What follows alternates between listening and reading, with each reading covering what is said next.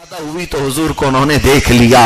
एक बड़ी प्यारी हिकायत ऐसी मिलती है, एक बुजुर्ग थे, बहुत पाए के बुजुर्ग हैं, और उनकी जो खातून थी वो कसरत से दुरूद पाक पढ़ती।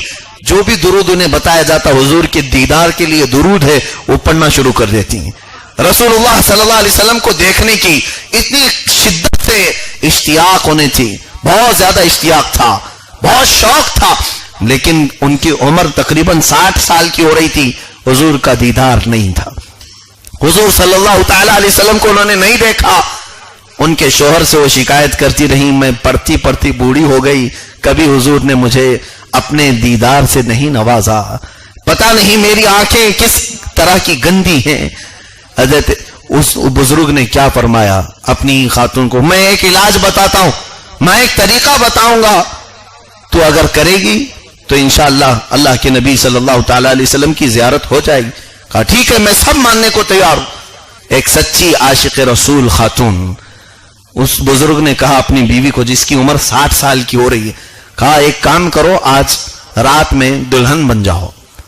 60 साल की औरत दुल्हन बने, उसे घूंघट लाएं, उसके बनाव संघार का सामान ला करके दिया, सजाया संवारा उनको बहुत, और उसके बाद फिर अपने पूरे रिश्तेदारों को दावत दे दी, आओ मेरे घर में आप, दावत है।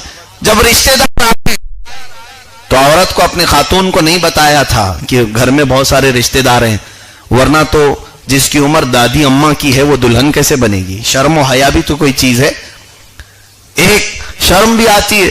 तो सब रिश्तेदार अचानक पहुंचे तो ये घूंघट ओढ़े बैठी हैं, चूड़ियां पहने और बिल्कुल सजी संवरी है, तो लोग ताना देना शुरू कर दिए और बहुत सारी ऐसी बातें उसे सामने कहने। एक नेक खातून जिसने जिंदगी भर अपनी इज्जत कमाई इबादतों से, उसे अचानक लोग ये बोलना शुरू कर दिए, बूढ़े वक्त में ये क्या तुझे शौक पैदा हो गए, तू बुढ़ापे में अब दुल्हन बनना चाह रही है, निकाल ये घूंघट, ये सारी चीजें क्या। हर तरह के बुढ़ापे में इसको जवानी याद आ रही है, बुढ़ापे में ये हो गई है, ये बिगड़ गई है, आवारा हो रही है, पता नहीं किसको दिखाना चाह रही है।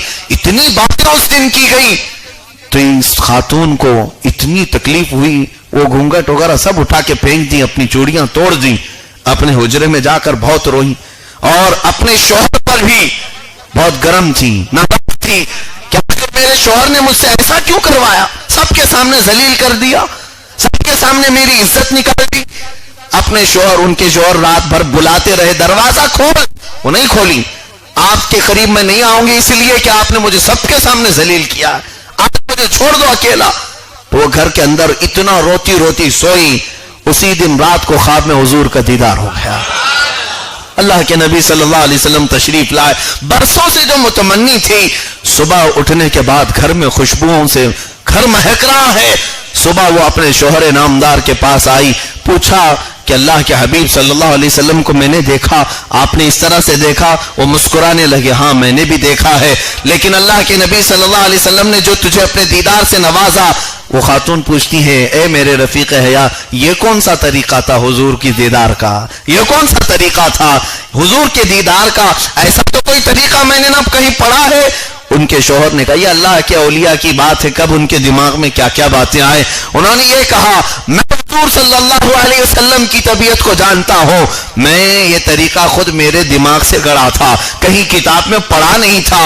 मैंने ये सोचा इस तरह करूंगा तो तू टूट जाएगी, बहुत तुझे ताने कभी किसी ने नहीं दिए, तानों का दर्द क्या होता है तुझे मालूम नहीं था, एक बार मैं सबके तरफ से तुझे जख्मी करना चाहता था, इसलिए कि मैंने ये तो जरूर पढ़ा है, जिसका दिल जख्मी हो जाए उसके दिल को जोड़ने के लिए मदीना का ताजदार तशरीफ लाता है।